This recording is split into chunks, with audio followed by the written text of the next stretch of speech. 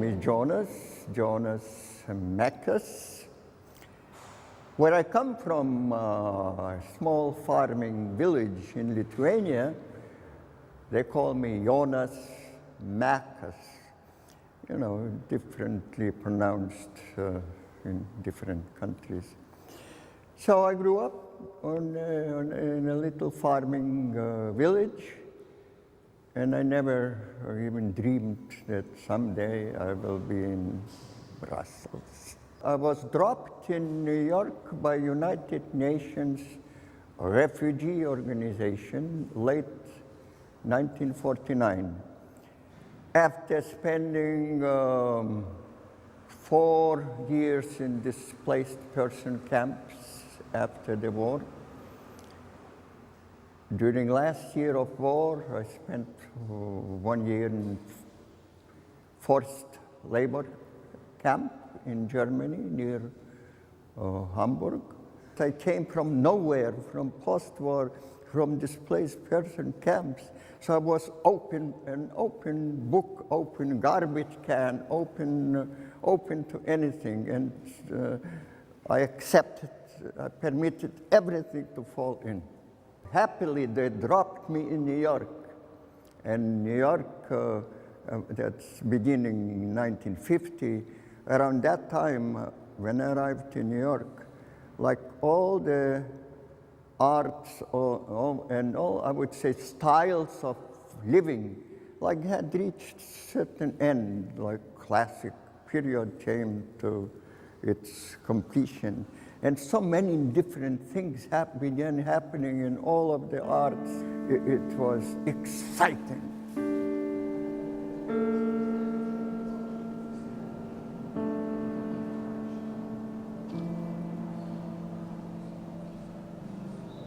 In 1962, the new budding movement of independently working filmmakers, we opened our own.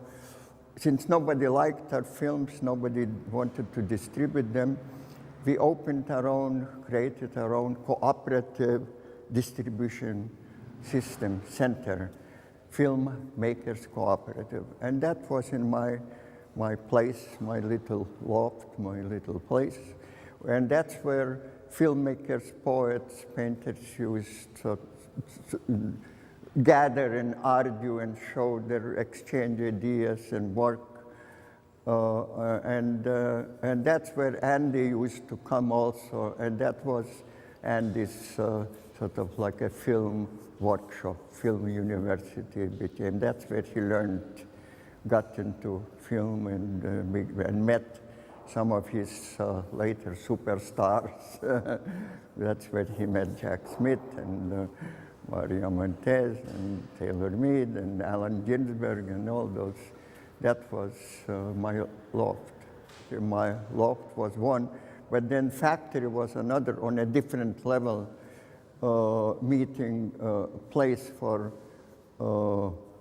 those who wanted to participate, be in Andy Warhol movies, because every day he was shooting something. Somebody was there with a camera.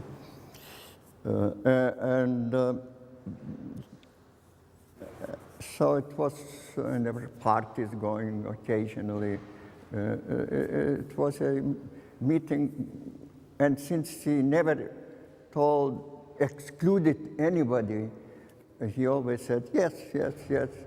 They came, the many very desperate people from various places, countries, cities, used to flock there, and Andy did not know. Nobody knew sometimes who some of the people were there.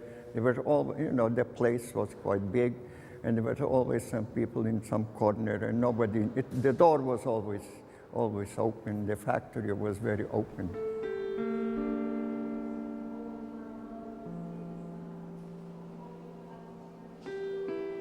George, I met him through I knew his sister who was studying singing, so and she said, the way you are talking about art, you sound like my brother.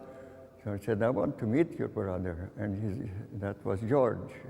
he was 17. He was, I met him when he was 17, and he was not, there was no Fluxus yet. He was just studying art history and music history and architecture, yes, at that time. And I was editing a magazine called Film Culture, so I needed some help on design, so I asked him to help me in designing, which he did.